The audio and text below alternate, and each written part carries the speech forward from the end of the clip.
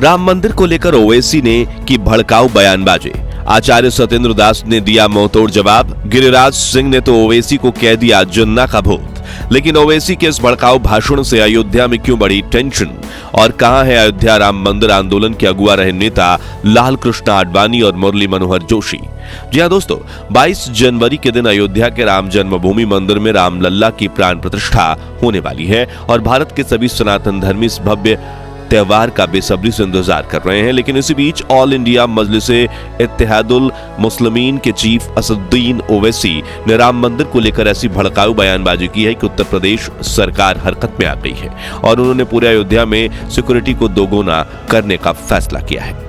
वहीं पूरे देश के हिंदू नेता ओवैसी के इस भड़काऊ भाषण का मुंहतोड़ जवाब दे रहे हैं। तो बाबरी मस्जिद के लिए 5 एकड़ जमीन मिलने के बावजूद भी क्यों ओवैसी इस सांप्रदायिक मुद्दे की बुझी आग में फिर से चिंगारी लगाने की कोशिश कर रहे हैं, और क्या राम मंदिर आंदोलन में अगुआ रहे नेता लाल कृष्ण आडवाणी और मुरली मनोहर जोशी प्राण प्रतिष्ठा समारोह में शामिल होंगे या नहीं, जानेंगे इस वीडियो में। लेकिन उससे पहले रामलल्ला के सच्चे भक्त होने के नाते आपको इस वीडियो को लाइक करके कमेंट बॉक्स में जय श्री राम लिखना होगा ताकि पूरी दुनिया को रामलल्ला की ताकत का अंदाजा लग सके। दोस्तों, हैदराबाद के सांसद असदुद्दीन ओवैसी समय समय पर सांप्रदायिक मुद्दों को लेकर भड़काऊ बयानबाजी करते रहते हैं और उनके इन बयानों से कई बार जनता में भी विवाद फैलते हुए देखा गया है।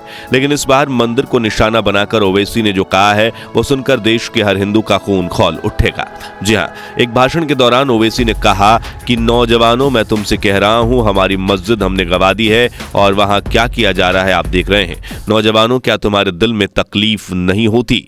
आगे उन्होंने कहा कि जहां 500 साल हमने बैठकर कुरान करीम का जिक्र किया हो, आज वो जगह हमारे हाथ में नहीं है। नौजवानों, क्या तुमको नहीं दिख रहा कि 3-4 और मस्जिदों को लेकर साजिश हो रही है, जिसमें दिल्ली की सुनहरी मस्जिद भी शामिल है। ये जो ताकतें हैं तुम्हारे दिलों में इत्तेहाद को निकालना चाहते हैं। ऐसा क्यों चाहते हैं? क्योंकि मिल्ली गीरत को खत्म कर दिया जाए, मिल्ली हमियत को खत्म कर दिया जाए। वर्षों की मेहनत के बाद आज हमारा एक मुकाम हमने पैदा किए हैं। आपको इन चीजों पर गौर करना है।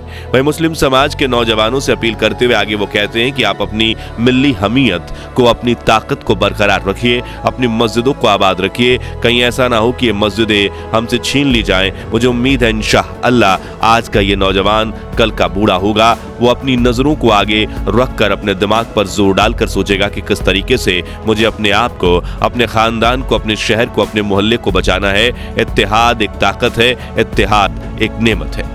दोस्तों, सोशल मीडिया पर ओवैसी का ये बयान आग की तरह फैल रहा है और जब इसे लेकर पिछले 29 सालों से राम जन्मभूमि मंदिर के मुख्य पुजारी रह चुके आचार्य सत्येंद्र दास से सवाल किया गया तो उन्होंने कुछ ऐसा कहा जो सुनकर ओवैसी की बोलती बंद हो गई। जी हां, आचार्य जी ने कहा कि देश में अब मुगलों का शासन नहीं है, राम विरोधी कब्रिस्तान में जाएंगे। मंदिर तोड़कर मस्जिद बनाई गई थी।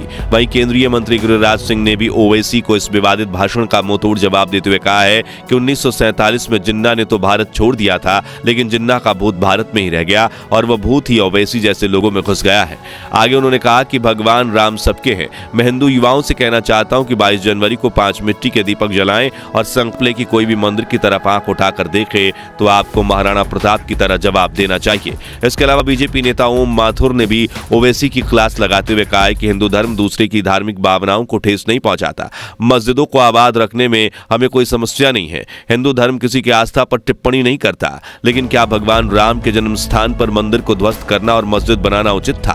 अतीत में हिंदू धर्म की आस्थाओं का निशाना बनाया गया था। धीरे धीरे उन सभी पर चर्चा की जाएगी। हालांकि गृह मंत्री अमित शाह और योगी आदित्यनाथ ने पब्लिकली ओवैसी के इस भड़काऊ भाषण को लेकर कोई बयान नहीं दिया, लेकिन अयोध्या की सिक्योरिटी बढ़ा दी गई है क्योंकि इतिहास में इस तरह की बयानबाजियों की वजह से कई सांप्रदायिक दंगे हुए थे। हालांकि मुस्लिम कम्युनिटी के ज्यादातर लोग अब ओवैसी के खिलाफ हैं और उनका कहना है कि सुप्रीम कोर्ट ने हमें मस्जिद के लिए 5 एकड़ जमीन दे दी है, जहां अरब जैसी डिजाइन से काफी बड़ी मस्जिद बन रही है, तो फिर ऐसे भड़काऊ भाषण देने की जरूरत नहीं है।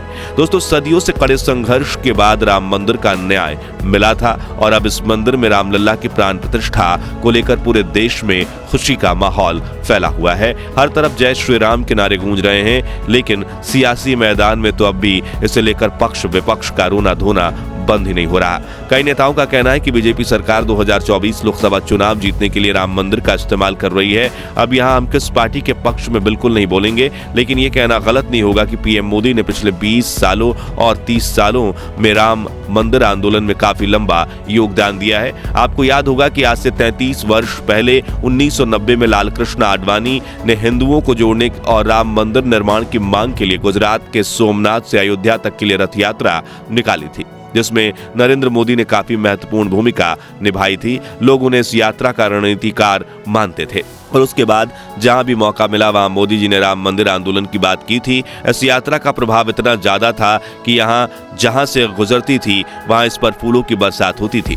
रथ के पहियों के नीचे की मिट्टी माथे पर लगाते थे।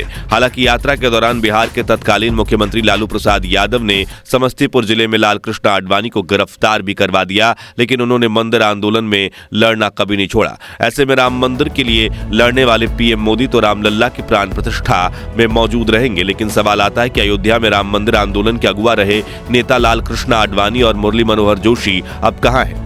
तो आपको बता दें कि रिपोर्ट्स के मुताबिक लालकृष्ण आडवाणी और मुरली मनोहर जोशी जैसे वरिष्ठ नेताओं से राम मंदिर के उद्घाटन में शामिल होने का अनुरोध किया गया, जिसके पीछे उनकी सेहत और उम्र का हवाला दिया गया है।